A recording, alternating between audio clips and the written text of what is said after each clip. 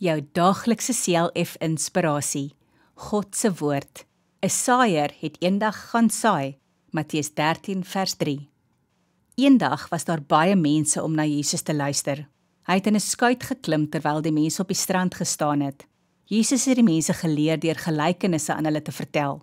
Die gelykenisse is stories wat Jesus gebruik het om vir die mense groot dinge oor die koninkryk van God te leer.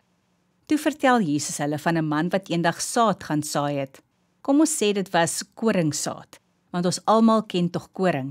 Terwyl die man saai, het 'n deel van die saad op die pad geval. Die voëls het gekom en dit opgepik.